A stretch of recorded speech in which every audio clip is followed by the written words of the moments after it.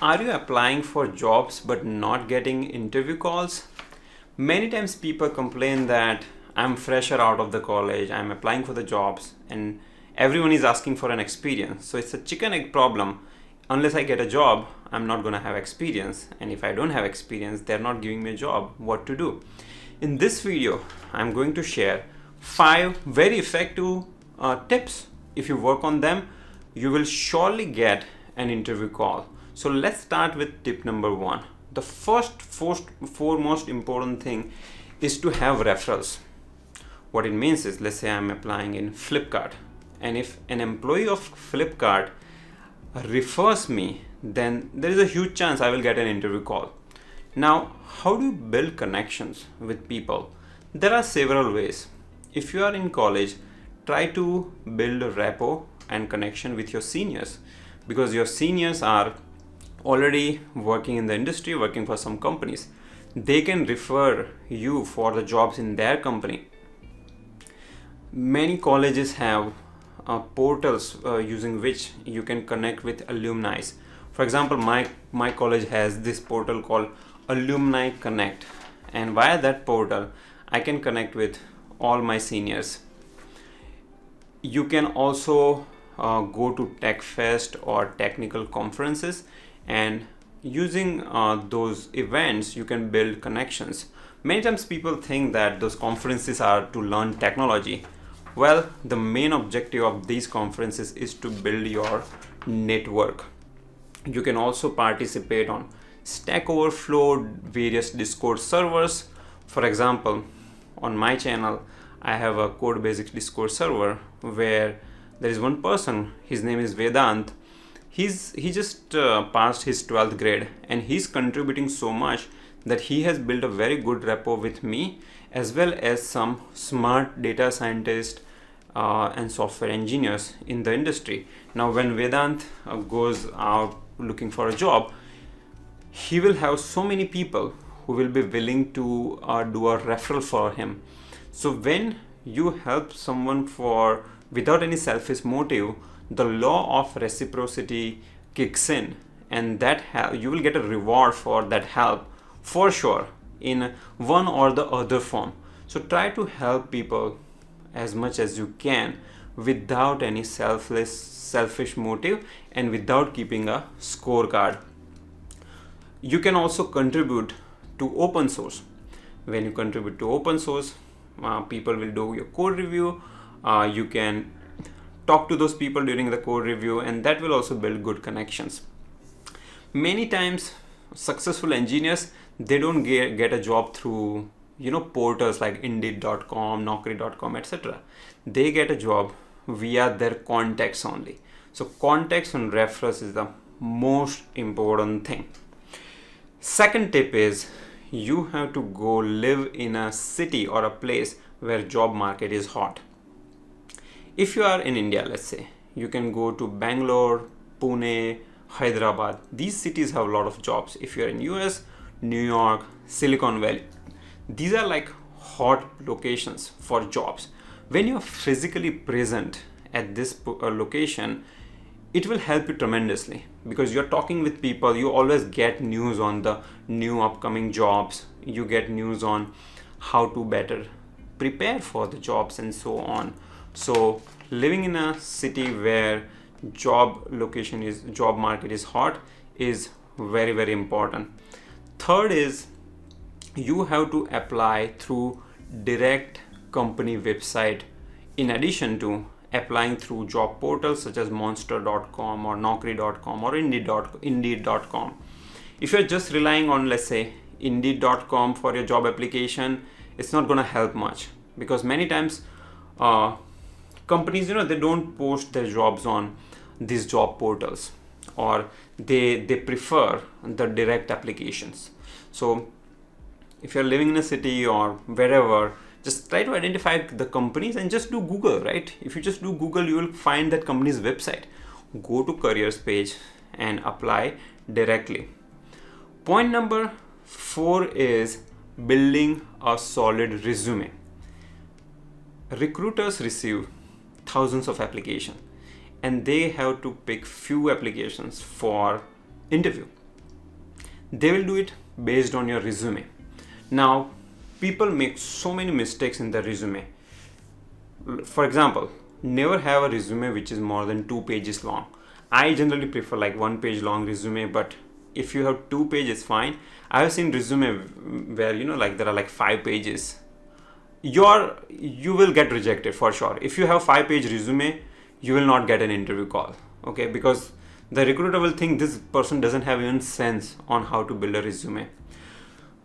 I did a resume review session with my friend who is an experienced data analyst, and I'm gonna link a video below where we reviewed some 25 resumes. So look at that video and you will identify the mistakes in your resume based on those 25 resumes, because your resume will probably fall into one of those categories. In your resume, mention your specific role and what you did exactly.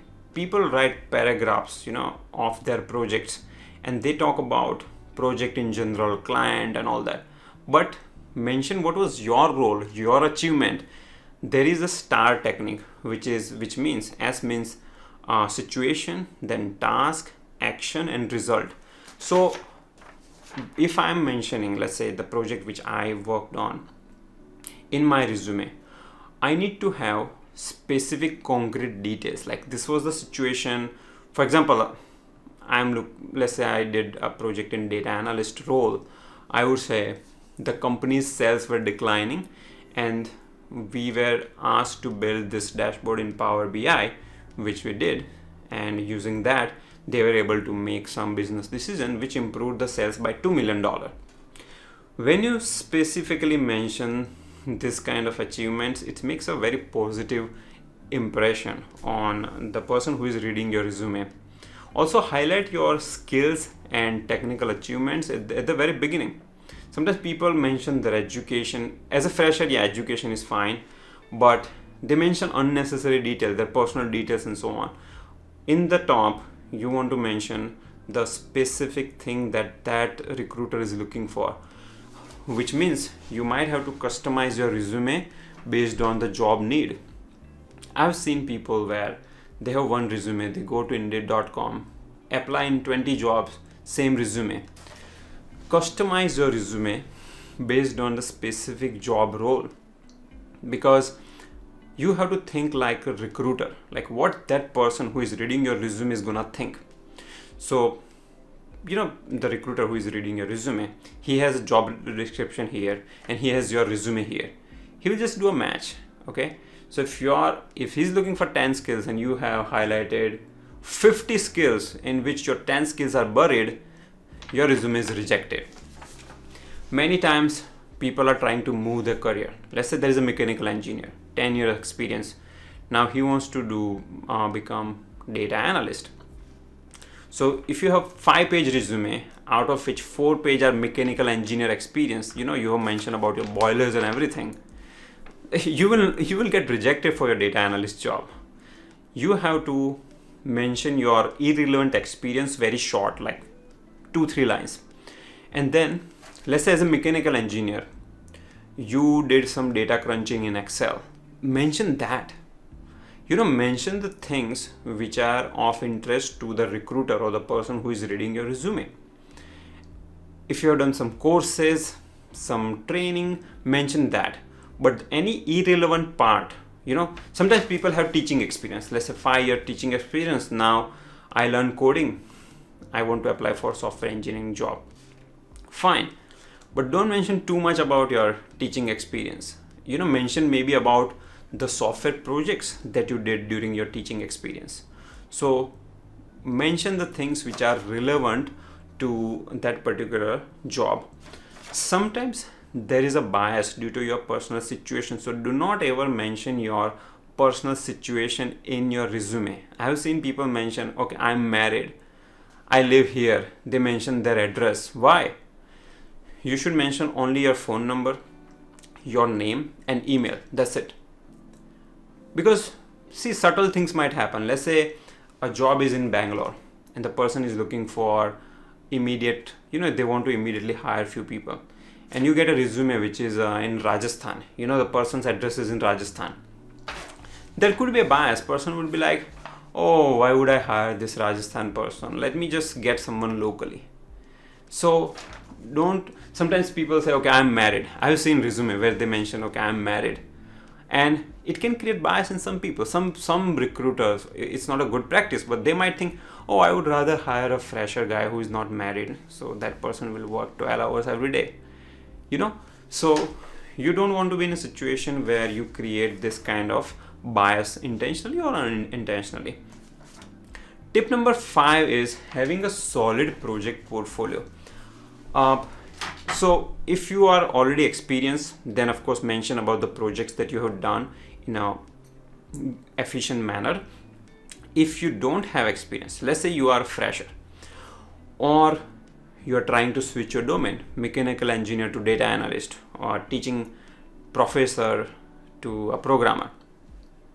So what you can do is you can go to nearby NGO, or if you have a relative, let's say who is a doctor, ask that person that, okay, I will build your mobile application or website for free.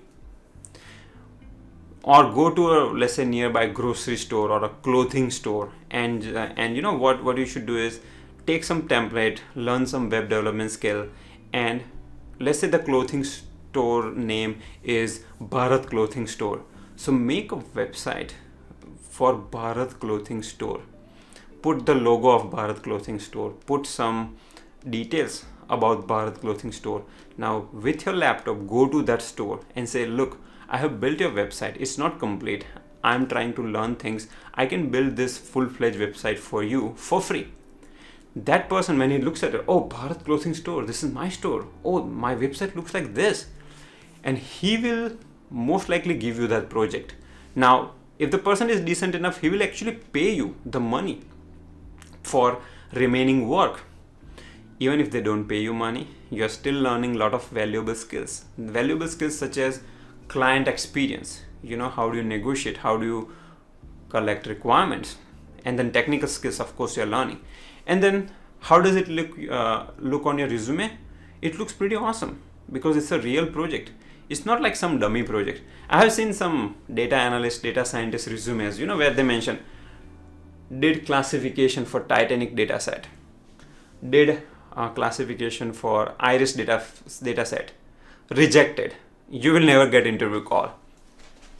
Mention real projects, okay? If you don't want to do this NGO or whatever, helping your relative, you can still take Titanic dataset and maybe customize it for a different dataset.